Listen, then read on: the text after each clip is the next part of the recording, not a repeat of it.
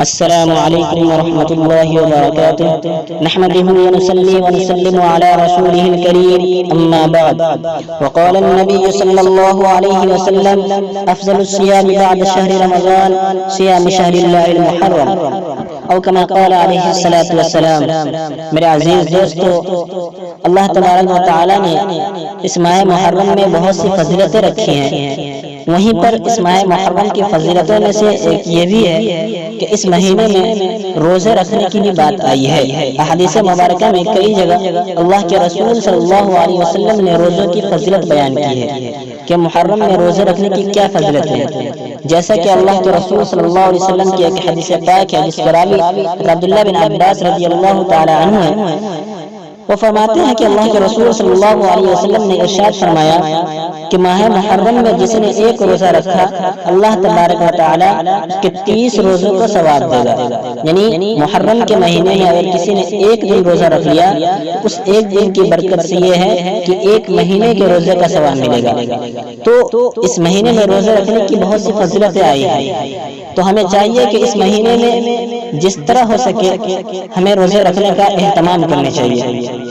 جیسا کہ اللہ کے رسول صلی اللہ علیہ وسلم کی ایک دوسری حدیث ہے جس کے راوی ہے عبداللہ بن عباس رضی اللہ تعالی عنہ ہے. وہ فرماتے ہیں کہ اللہ کے رسول صلی اللہ علیہ وسلم رمضان مبارک اور 10 محرم الحرام یعنی یوم عاشورہ کے دن روزہ رکھنے کا اہتمام فرماتے تھے.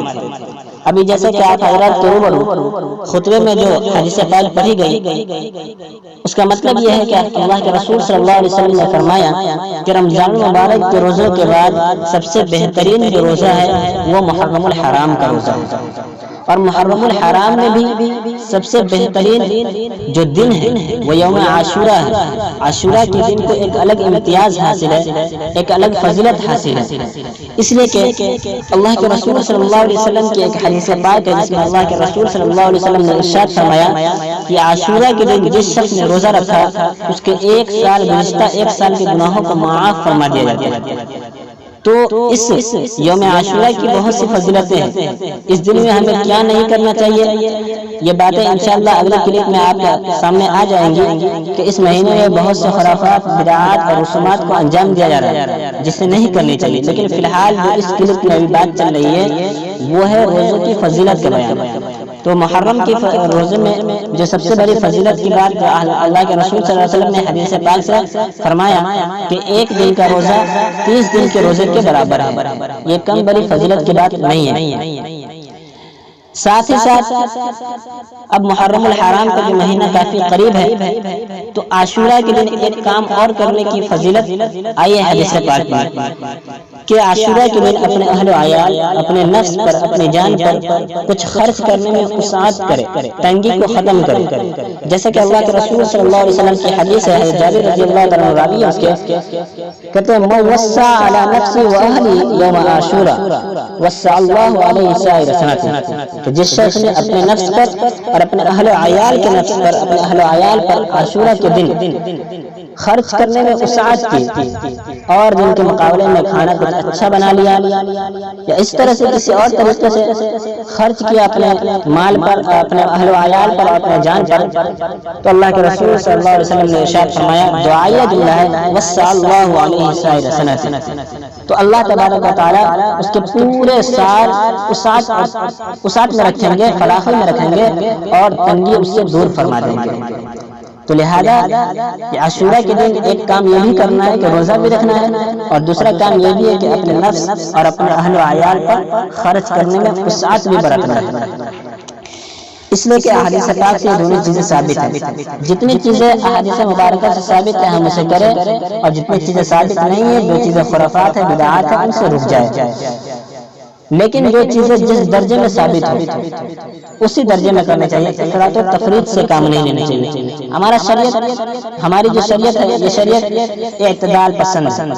نہ زیادہ افراط چلے نہ زیادہ تفریط، نہ اتنا ہو کہ شریعت کو نیچے گرا دیا جائے اور نہ اتنا اٹھایا جائے کہ شریعت کی جو اصل ہے اس کو بدل دیا جائے، شکل و صورت ہی بدل دیا جائے. نہیں، جس اعتبار سے شریعت وارد ہوئی ہے، اللہ کے رسول صلی اللہ علیہ وسلم نے جس اعتبار سے، جس طریقے سے ہمیں کوئی چیز بتائی ہے اسی طریقے پر کرنا ہے، نہ اس سے زیادہ کرنا ہے نہ اس سے کم کرنا ہے.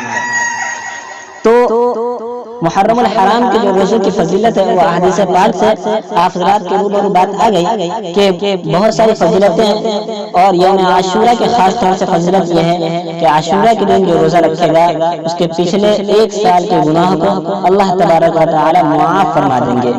تو ہمیں چاہیے کہ اس فضیلت کو حاصل کریں، اور ہم میں کا ہر ایک اس فضیلت کو حاصل کرنے کے لیے یوم عاشورہ کو روزہ رکھے یا محرم الحرام کے کسی دن بھی روزہ رکھے، تو وہ والی فضیلت جو پہلی حدیث میں گزری کہ ماہ محرم کے جو 1 روزہ رکھے گا اس کو 1 مہینے روزے کی فضیلت کا ثواب ملے گا۔ تو بات یہاں پر یہ چل رہی ہے کہ اس مہینے کی فضیلت کے لیے ایک بات اور بھی ہے، جیسے کہ حدیث مبارکہ جو خطبے کے اندر پڑھی گئی، افضل الصیام بعد شہر رمضان صیام شہر اللہ المحرم، کہ رمضان مبارک کے روزوں کے بعد سب سے فضیلت کے اعتبار سے بڑھا ہوا اور برتریت برکت کے اعتبار سے جو بڑھا ہوا جو روزہ ہے وہ ہے محرم الحرام کا روزہ۔